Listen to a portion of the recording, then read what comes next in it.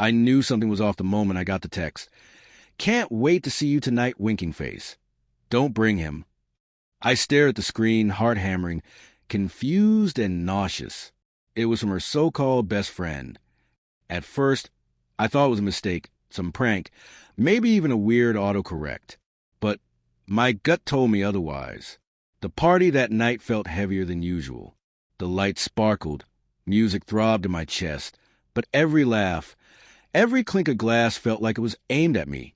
I followed her through the crowd, smiling politely, forcing the warmth I used to feel.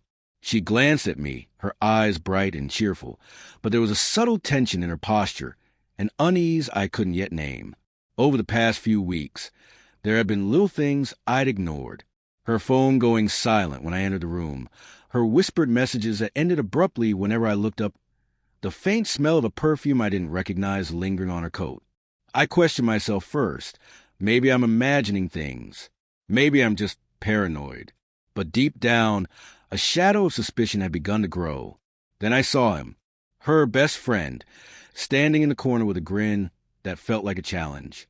I tried to brush it off. He was always a little arrogant, a little too loud. But the way he looked at me now, the way he leaned toward her with that half-smile, felt deliberate. And then it happened. He walked up, slow and deliberate, his eyes locked on mine. In front of half the party, he laughed and said, loud enough for everyone to hear, "I guess you're the lucky guy who finally landed her, though I didn't see it coming." The room shifted. Whispers floated around us. My face burned, not from embarrassment, but from disbelief. I felt my hands clench, ready to lash out, ready to make a scene. But then I caught her glance. She looked uneasy, guilty even, and that pause was enough. I took a deep breath, calm and quiet, and said one sentence. "I see you think you know my life better than I do. Please, stay out of it." The words were simple, but the room went still. The laughter died. Eyes shifted from him to me, then to her. For the first time that night, I felt in control. Not because I'd shouted or humiliated anyone, but because I refused to be dragged into a public spectacle. Later, when we left the party, silence hung heavy between us. I couldn't ignore what had happened. "Why didn't you say anything?" "Did he? I mean, what's going on?" My voice was low, tinged with hurt I couldn't mask. She hesitated, then sighed. "I didn't want to embarrass you," she said softly, "and maybe I should have been more careful with my friendship. He can be insensitive." Her eyes darted away, a flicker of guilt there, but no confession of betrayal. The days that followed were unbearable. Every laugh we shared, every touch, felt like it could be hiding another secret.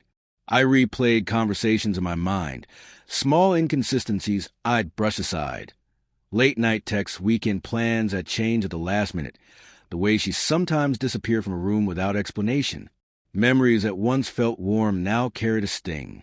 I questioned my own judgment, my perception. Was I being paranoid again? Or was this the reality I had been avoiding? Each text, each subtle sign, nudged me closer to the truth I feared to acknowledge. Finally, we sat down and had a long conversation.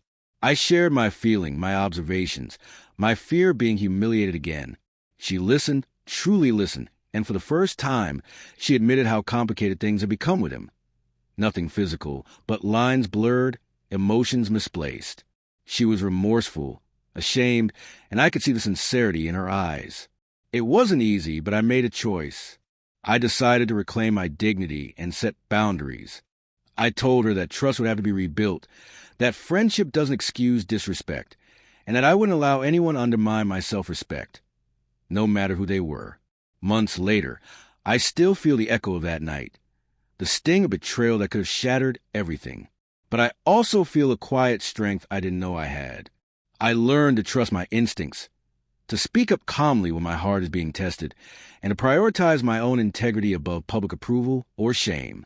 That night, in the midst of humiliation and tension, I discovered something lasting. I could face betrayal without losing myself. And sometimes one calm sentence, spoken with clarity and conviction, can say more than hours of anger ever could.